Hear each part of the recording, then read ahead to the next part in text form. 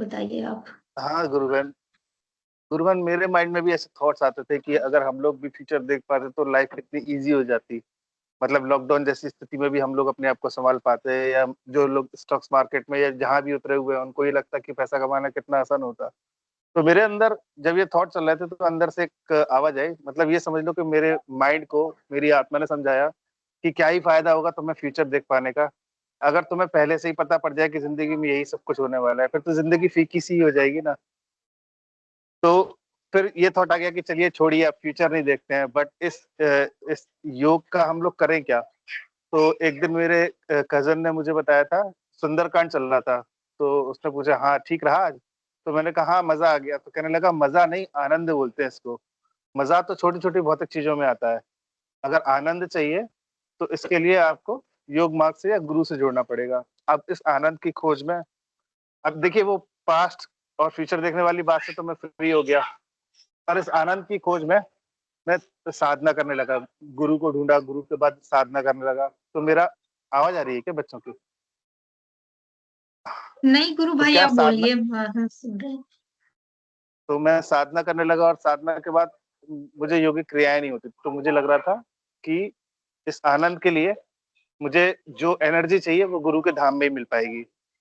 अब अ, उस एनर्जी को फील करने के लिए मैं इस बार गुरु जी के जन्मोत्सव में मैं गया भी वहां पर, और वहां मैं देख रहा सबको योगिक क्रियाएं हो रही है, तो मुझे नहीं हो रही थी और मुझे इतना बुरा लग रहा था कि क्यों नहीं हो रहा है मुझे। देखिए ढूंढते ढूंढते मैं उस आनंद की प्राप्ति के लिए इतना दूर आ चुका हूँ, और एक पूर्ण गुरु मिल भी गया, और मेरे बगल में बैठे सभी लोगों को हो रहा है, मेरे साथ क्यों नहीं हो रहा है।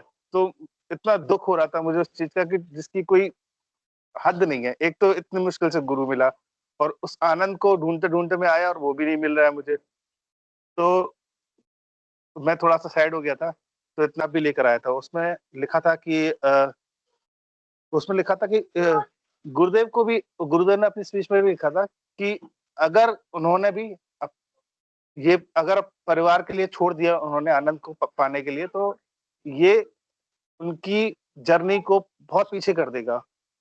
तो मैं ये कह रहा हूँ कि ये जो हम लोग गुरु एक्सपेक्टेशन भाई करते हैं एक कि मिनट हम बीच लोग, में रोकना था। मैं रोकना चाहूँ, इस गुरुदेव ने इसको योग भ्रष्ट नाम दिया है, जो योग में भ्रष्ट हो हाँ जाते योग हैं भ्रष्ट, उसको। हाँ हाँ, योग योग भ्रष्ट भ्रष्ट का नाम एग्जैक्टली दिया यही वर्ड गुरुदेव ने। था। तो मैं, मेरी जो जर्नी थी इस चीज से मैं भी शांत हो गया कि अब मुझे ना योगिक क्रियाएं चाहिए, ना ही पास्ट एंड फ्यूचर देखना है। अब योग भ्रष्ट तो बिल्कुल नहीं होना है। मैं अपनी जिम्मेदारियों में रहकर धीरे धीरे गुरुदेव को पकड़ के बैठा हुआ हूँ कि हाँ गुरुदेव मेरा पार लगा देंगे, समर्पण पूरा है मेरा। अब योगिक क्रियाएं कराना या सिद्धियां दिलवाना ये सब गुरुदेव के ऊपर ही है। मुझे नहीं जानना है कि फ्यूचर में क्या होने वाला है, मैं तो बस समर्पण करके बैठा हुआ हूँ। और क्या जरूरत है हम लोगों को देखने की, जिंदगी फीकी सी लगने लगेगी ये जानकर कि आगे होने वाला क्या है।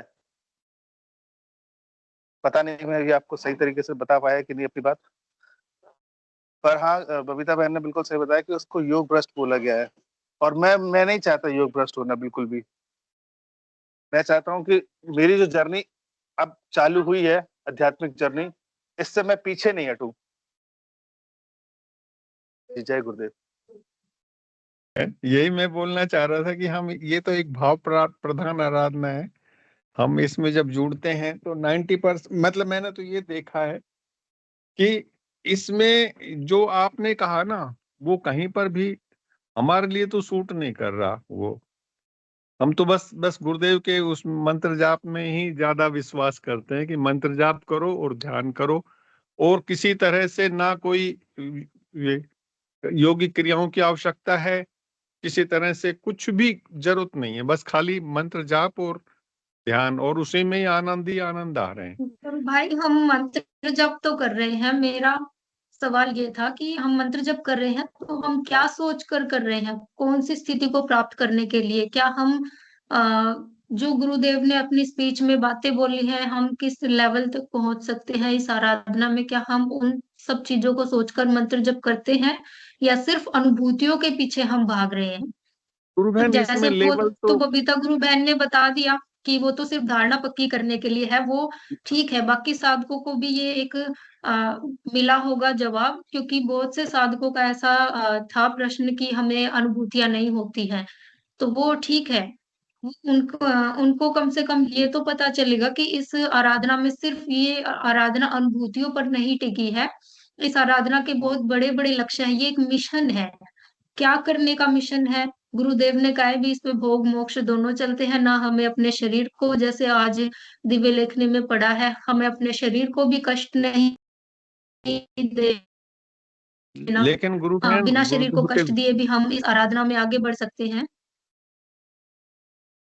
लेकिन गुरु भाई, जी जी गुरु गुरु बहन, भाई। मैं, हाँ गुरु बहन, मैं ये कहना चाह रहा हूँ कि अपने गुरुदेव के वीडियो में भी मैंने ज्यादातर यही सुना है कि 90% लोग तो इस आराधना में जो है बीमार लोग ही जुड़ते हैं, जिसको बीमारियां होती हैं। 10% ही जो ऐसे होंगे जो मोक्ष प्राप्ति के लिए, और लास्ट जो है, जैसे आप कहना चाह रही हैं, लास्ट तो मोक्ष ही है ना?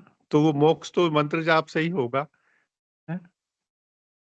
हम्म, जी गुरु भाई, यही मुझे सुनना था कि हम मंत्र जप क्यों कर रहे हैं, हम किस स्थिति में जाने के लिए कर रहे हैं। क्या हम सिर्फ छोटी छोटी चीजों को पाने के लिए मंत्र जप कर रहे हैं कि मैं सिर्फ ठीक हो जाऊं बस, उसके बाद मैं ज्यादा ध्यान ना दूं? या फिर मान लो मुझे नाद सुनाई देने लग गया, अब मैं सिर्फ नाद का आनंद ले रही हूँ, उसके बाद क्या, उसके बाद मैं फिर वो क्यों कर रही हूँ नाम जप और ध्यान? क्या उसके नाद के आगे का भी मैंने कुछ सोचा है?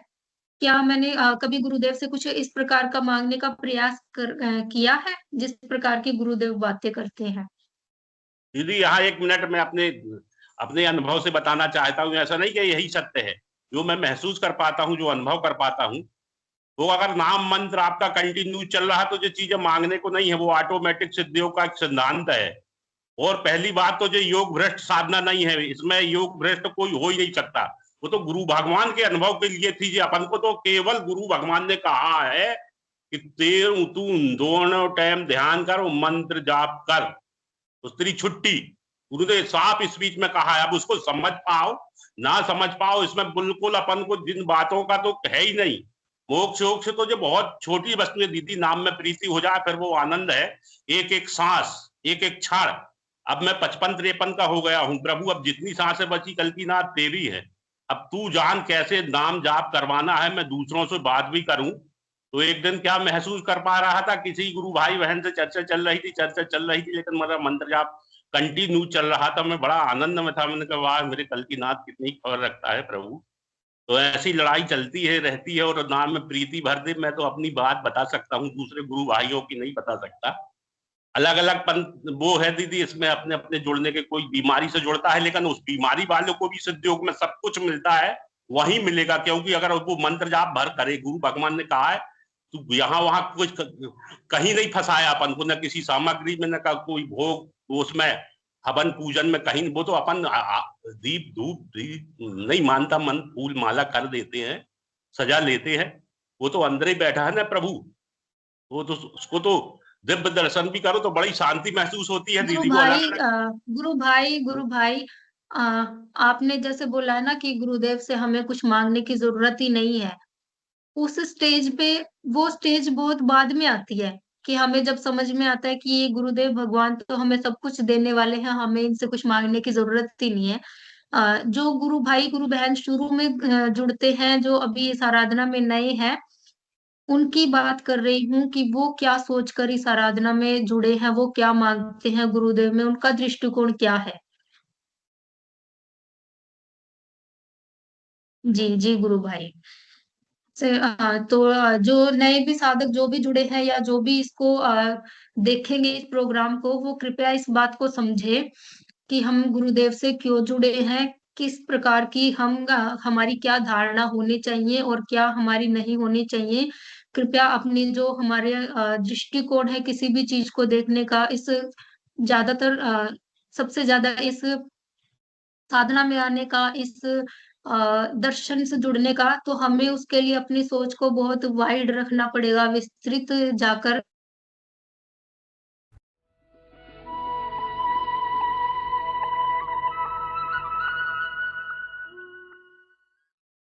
अब मंत्र बता दूं, ये संजीवनी मंत्र है, संजीवनी मंत्र है। तो इसको जपना है राउंड द क्लॉक। तो किसी बीमारी से ग्रसित हो, इससे ठीक हो जाओगे आप। मन ही मन जपो और जीव नहीं रहना चाहिए। अच्छा, अब ध्यान करो भाई 15 मिनट, यहाँ मुझे देखो और नाम जब चालू रखो। कोई प्रकार की योगिक क्रियाएं हो तो घबराएगा नहीं, 15 मिनट ध्यान करो, 15 मिनट में अपना बंद हो जाएगी।